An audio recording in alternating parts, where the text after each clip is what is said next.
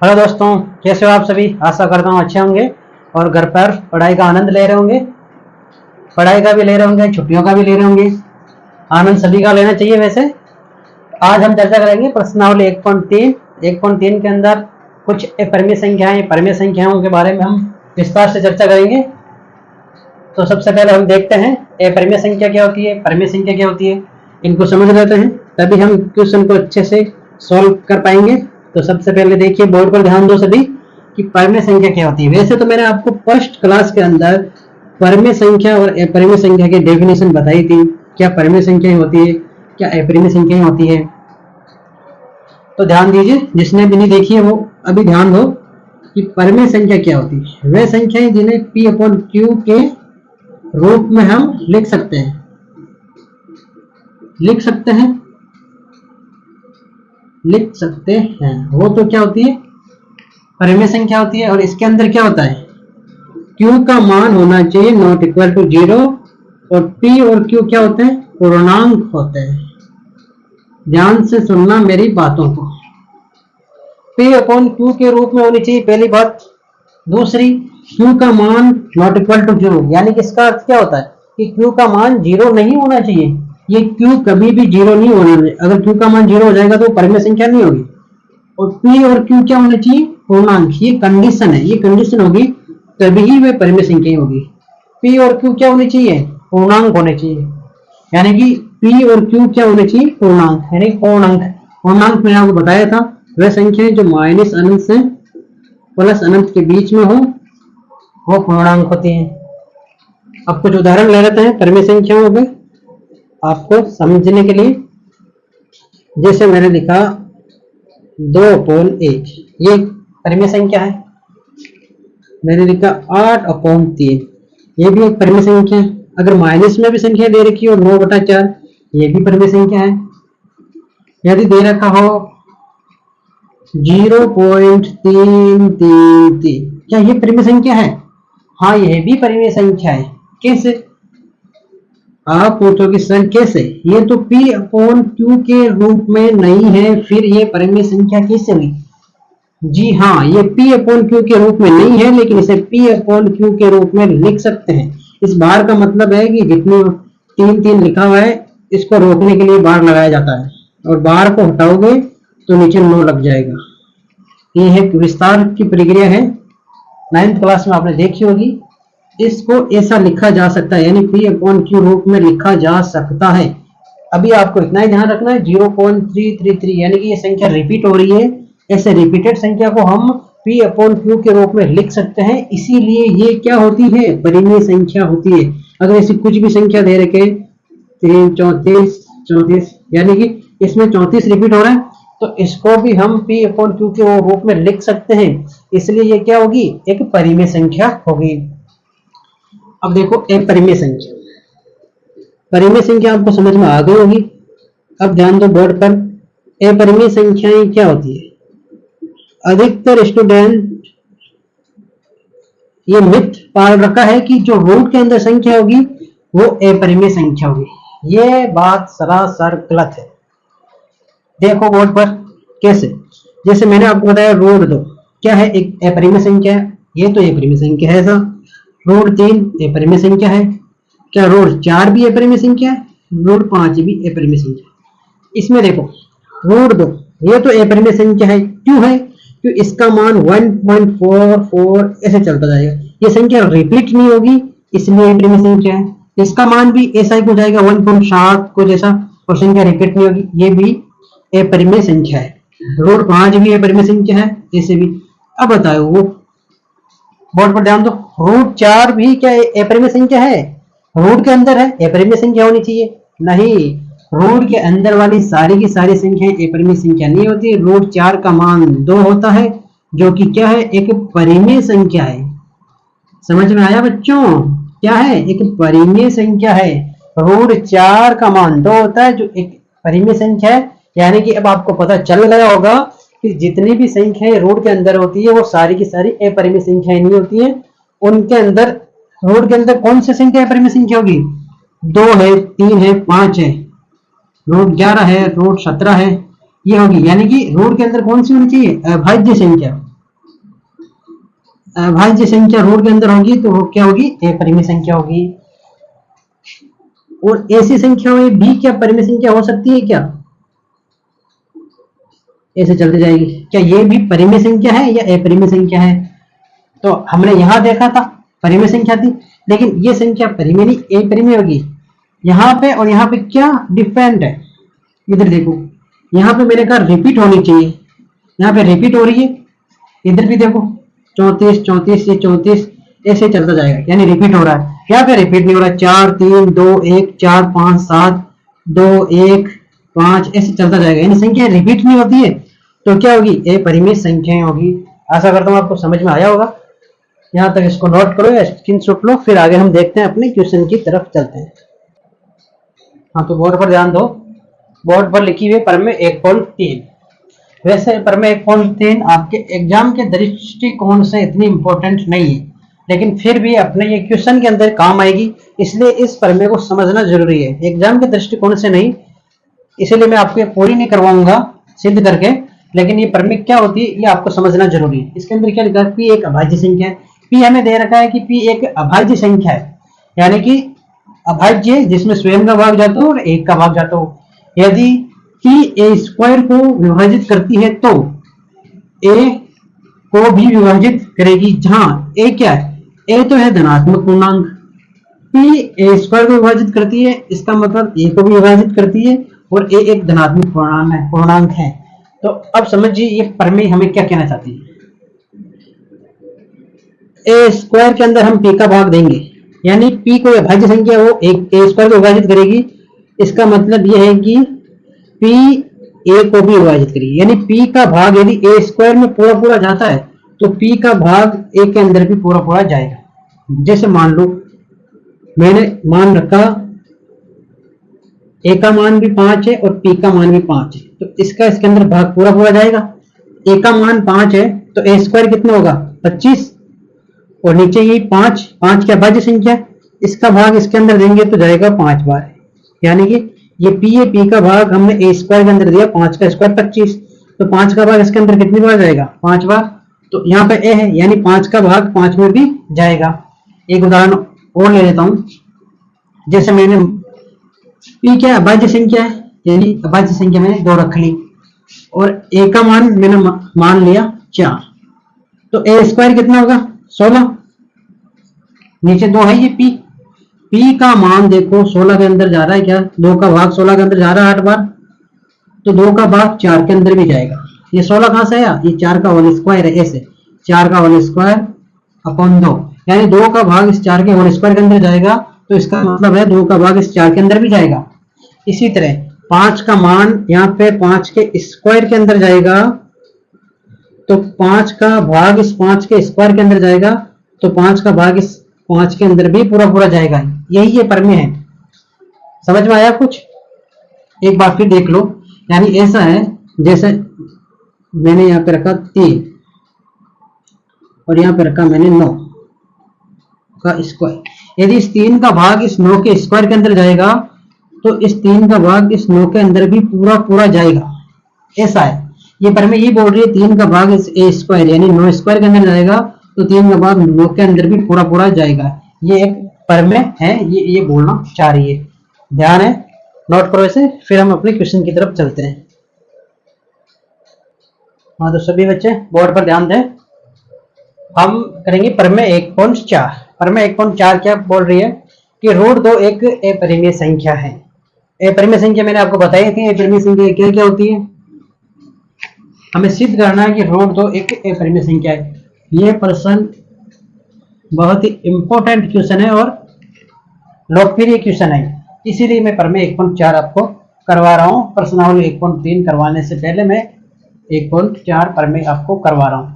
इसी टाइप के क्वेश्चन प्रश्नावली के अंदर हैं, ठीक है। अब देखो हमें सिद्ध क्या करना है, हमें सिद्ध करना है कि रूट 2 एक अपरिमेय संख्या है। तो अपरिमेय संख्या सिद्ध करने के लिए सबसे पहला काम हम करेंगे, हमें यहाँ पे अपरिमेय सिद्ध करना है, लेकिन हम उल्टा मानेंगे कि रूट 2 एक परिमेय संख्या है, ये मान के चलेंगे। फिर हम उस परिमेय संख्या को गलत सिद्ध करेंगे कि परिमेय संख्या नहीं है। अगर परिमेय संख्या नहीं होगी इसका मतलब वो क्या होगी, अपरिमेय संख्या होगी। बोर्ड पर देखते जाइए। सबसे पहला काम आपको रखना है पेशेंस, दूसरा काम बोर्ड पे ध्यान रखना है। पेशेंस मतलब धैर्य रखना है और बोर्ड पे ध्यान रखना है, ये दो काम करो, बाकी समझाने के काम मेरा है। सबसे पहली चीज, माना कि √2 एक परिमेय संख्या है। एक परिमेय संख्या सिद्ध करने के लिए हमें मानना पड़ेगा कि ये एक परिमेय संख्या है, परिमेय संख्या है, ठीक है। यानी परिमेय संख्या है √2, तो मैं लिख सकता हूँ √2 बराबर अपॉन a अपॉन b। ऐसा क्यों? यानी परिमेय संख्या है तो मैं से p अपॉन q या a अपॉन b बटा के अंदर लिख सकता हूँ, जहां a और b क्या होनी चाहिए, a और b सहभाज्य संख्याएं होनी चाहिए। सहभाज्य संख्या है तो सहभाज्य संख्या क्या होती है, मैंने आपको फर्स्ट क्लास के अंदर बताया था। वह संख्याएं जिनमें कोई कॉमन गुणनखंड ना हो। जैसे देखो 13/8 है, इन दोनों में क्या है, ऊपर तो 13 के गुणनखंड 13 और 8 के 2 इंटू 2 इंटू 2, यानी कि कोई कॉमन गुणनखंड नहीं है। यानी कि उन संख्याओं में एक का भाग जाए और किसी और संख्या एक के अलावा कोई भी संख्या कॉमन नहीं हो, ये ध्यान रखना। जैसे मैंने देखी 15/16, 15 के गुणनखंड क्या होंगे, 3 इंटू 5 और 16 के होंगे 2 की घात 4, ऐसे गुणनखंड होंगे। यानी इसमें होंगे 2 की घात 4, इसमें होंगे 3 इंटू 5, इनमें भी कोई कॉमन गुणनखंड नहीं है, यानी कि सेम संख्या का भाग नहीं जाना चाहिए। यानी ए और बी में सेम संख्या का भाग नहीं जाना चाहिए, ये ध्यान रखना।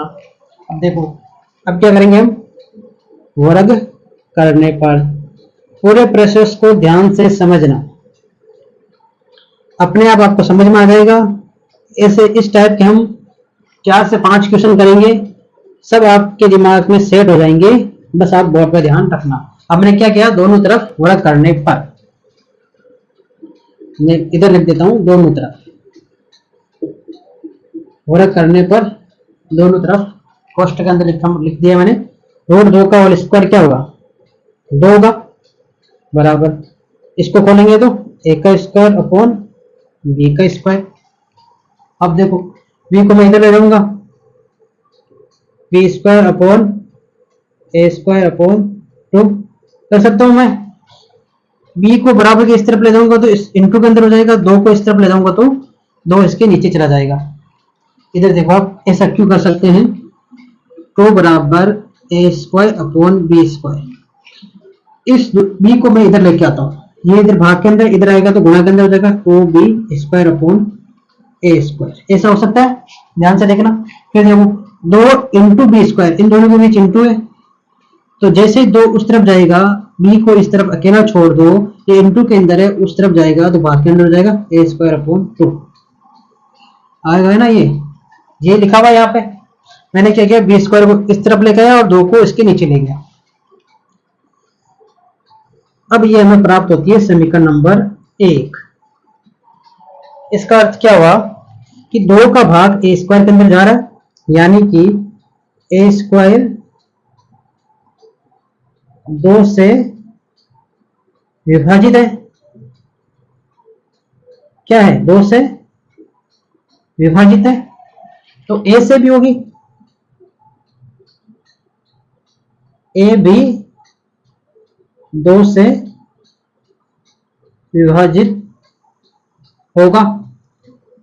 कैसे होगा, मैंने आपको बताया था प्रमेय के अंदर, प्रमेय 1.4 आप 1.3, प्रमेय कौन सी 1.3 से हो रहा है। ये मैंने बताया था आपको कि ए स्क्वायर में 2 का भाग जा रहा है, इसका मतलब ए के अंदर भी 2 का भाग जाएगा।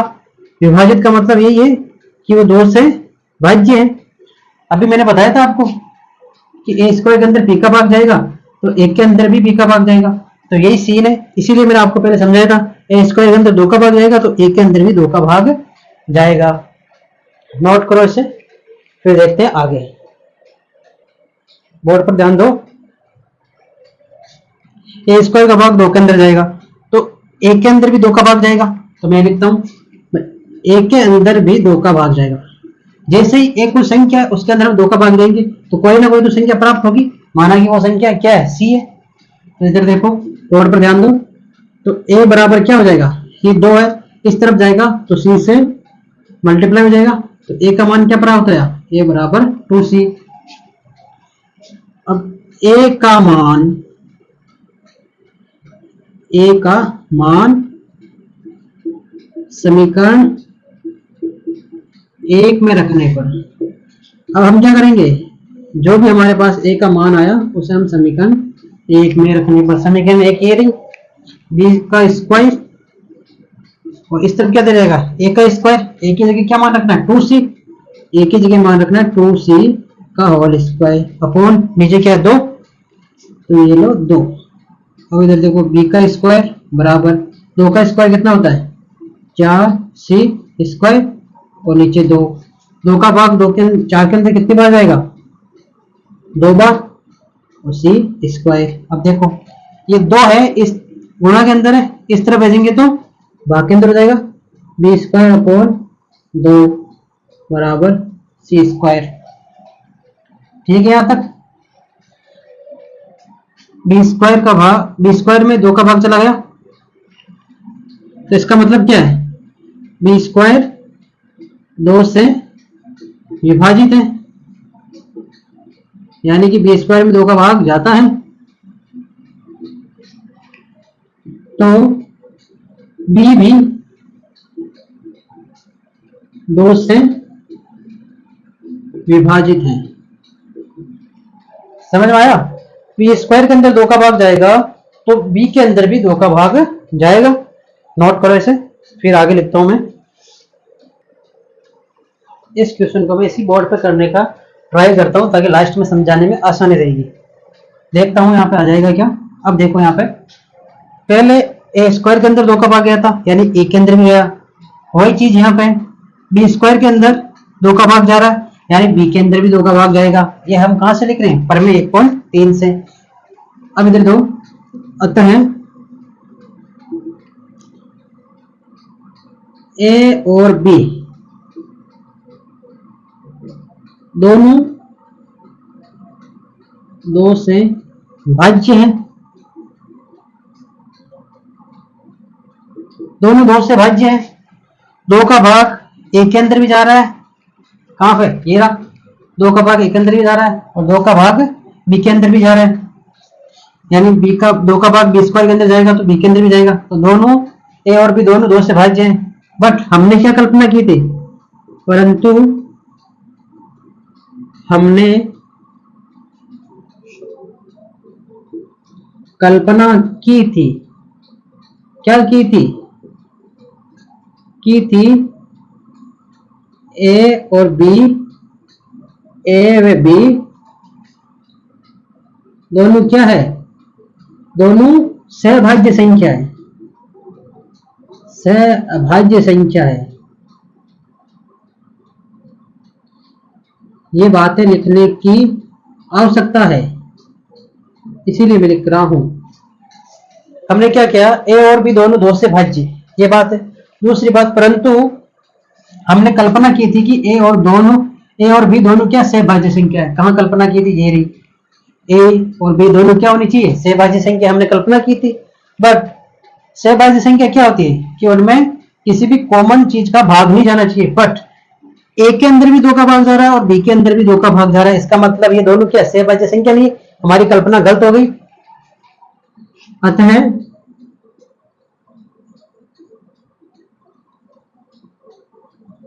√2 एक परिमेय संख्या नहीं है। क्यों नहीं है, क्योंकि हमारी कल्पना गलत हो गई।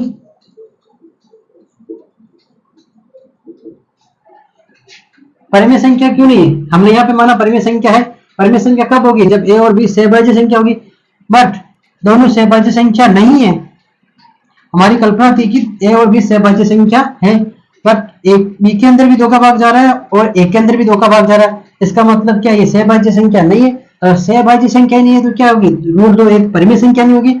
इसलिए √2 परिमेय संख्या नहीं है, इसका मतलब क्या है, रूट 2 एक अपरिमेय संख्या है, अपरिमेय संख्या है।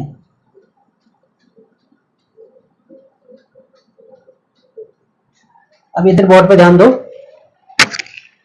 हमें क्या करना है, रूट 2, एक बार मैं फिर आपको समझा रहा हूं, एक बार अच्छे से बोर्ड पर ध्यान दो, आपको नहीं समझ में आया तो अब आ जाएगा कि रूट 2 एक अपरिमेय संख्या है। तो सबसे पहला हमें काम क्या करना है, उल्टा मानना है। अपरिमेय संख्या पूछा, हमें मानना है कि रूट 2 एक परिमेय संख्या है।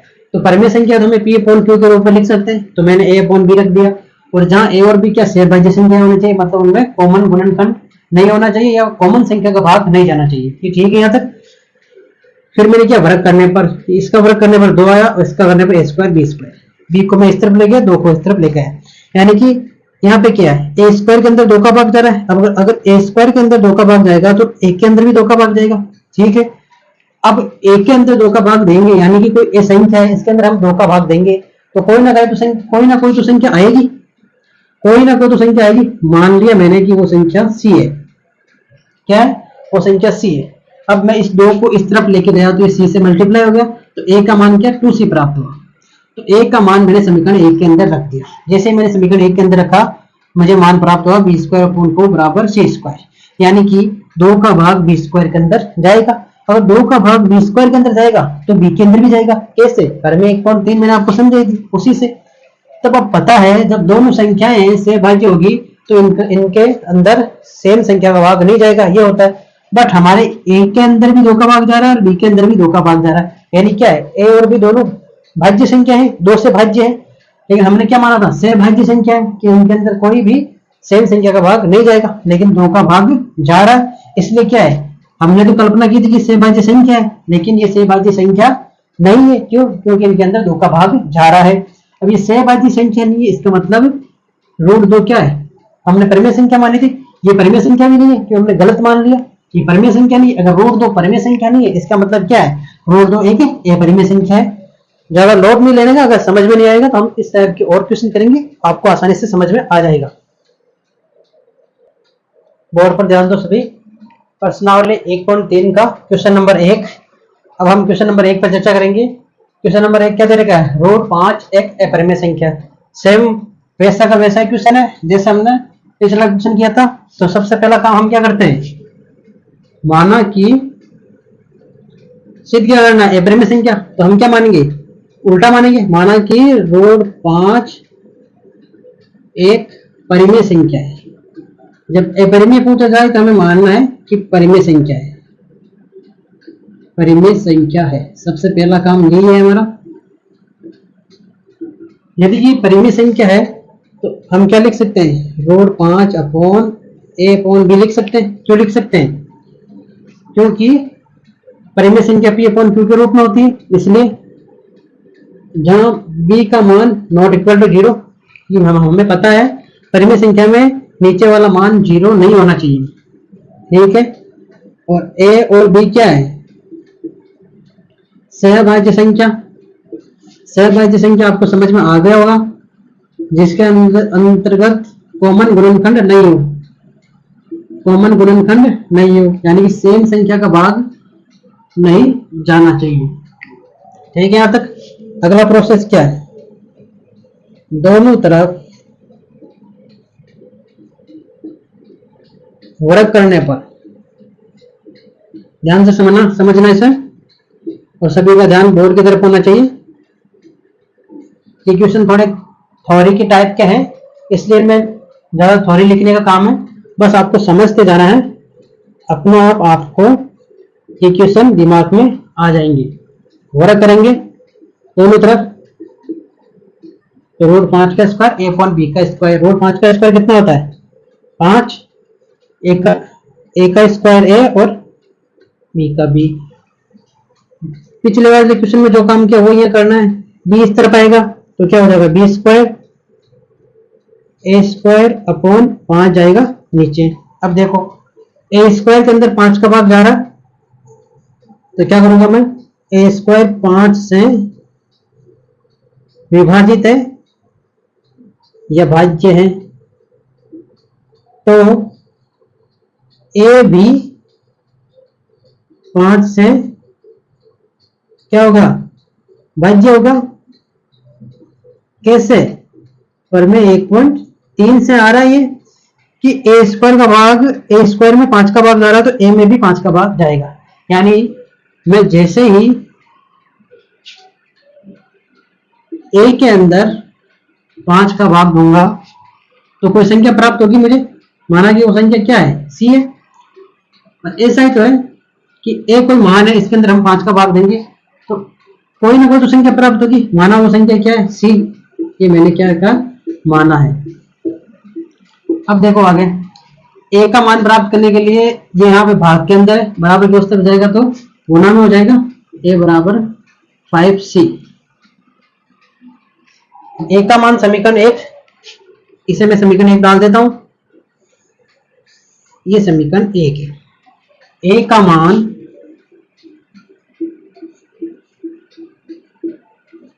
समीकरण 1 में रखने पर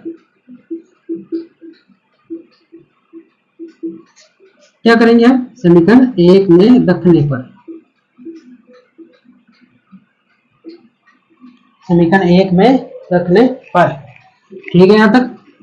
अब देखो समीकरण 1 क्या है, बी स्क्वायर बराबर ए स्क्वायर अपॉन 5, बी स्क्वायर, ए का मान क्या है 5c का होल स्क्वायर अपॉन नीचे क्या, नीचे भी 5 है, ये 5।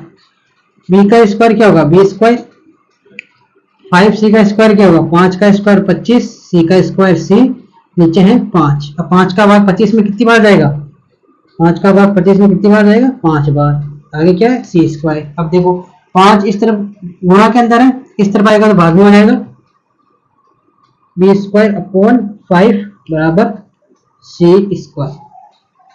इसका क्या मतलब हुआ, 5 का भाग बी स्क्वायर के अंदर जाता है, अगर बी स्क्वायर के अंदर जाएगा इसका मतलब बी के अंदर भी जाएगा, ये प्रमेय के अनुसार है। इसका मतलब ये लिखा हुआ है बी स्क्वायर 5 से भाज्य या विभाजित भी लिख सकते हो आप, भाज्य है, तो बी भी 5 से क्या होगा, भाज्य होगा, भाज्य है या भाज्य होगा। बी स्क्वायर 5 से भाज्य है तो बी भी 5 से भाज्य होगा, परंतु हमने यहाँ पे देखा ए और बी क्या सहभाज्य संख्या है, बट ये दोनों तो 5 से विभाज्य हैं, इसका मतलब ये दोनों सहभाज्य संख्या नहीं है। हमने क्या माना था,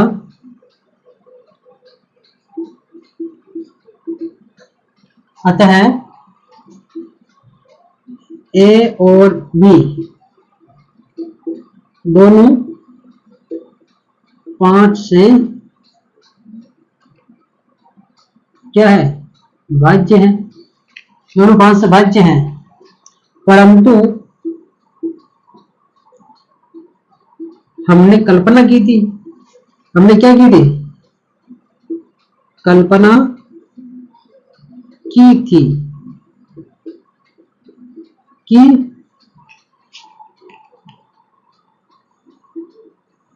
ए और बी सहभाज्य संख्या है। हमने तो ये कल्पना की थी कि दोनों क्या है, सहभाज्य संख्या है, जो कि एक विरोधाभास है। पीछे वाले क्वेश्चन में ये लाइन लिखी नहीं थी, लिख लेना, जो कि एक विरोधाभास है। विरोधाभास का मतलब उल्टा, हमने उल्टा मान लिया, विरोधाभास है, क्या है, एक विरोधाभास है। ए और बी सहभाज्य संख्या हमने मानी थी, देखिए हमने प्रूफ किया है कि ए के अंदर भी 5 का भाग जाता है, बी के अंदर भी 5 का भाग जाता है, इसका मतलब ए और बी सहभाज्य संख्या नहीं है, तो मैंने यहाँ पर लिख दिया जो कि एक विरोधाभास है। अतः जब सहभाज्य संख्या नहीं होगी, ए और बी सहभाज्य संख्या नहीं है, इसका मतलब रूट 5 भी एक क्या है, परमेय संख्या नहीं है, रूट 5 परमेय संख्या नहीं है, सहभाज्य संख्या नहीं है ए बी, तो रूट 5 परमेय संख्या नहीं है। इसलिए रूट 5 अगर परमेय संख्या नहीं है, इसका मतलब क्या है, रूट 5 एक अपरिमेय संख्या है। रूट 5 क्या होगी? एक अपरिमेय संख्या है। कुछ नहीं है, एक दो बार आप इस चीज का रिवीजन करोगे तो ये सब आपके दिमाग में फिट हो जाएगा। बस ये है कि इसकी बार बार आपको प्रैक्टिस करनी है। ये क्वेश्चन प्रैक्टिस वाला है, इसकी बार बार प्रैक्टिस करोगे तो सब आपको याद हो जाएगा। आज की क्लास में हमने क्या किया? प्रमेय 1.4 और प्रश्न नंबर 1। आगे की क्लास में हम आगे की क्वेश्चन देखेंगे। आज के लिए इतना ही। Thank you.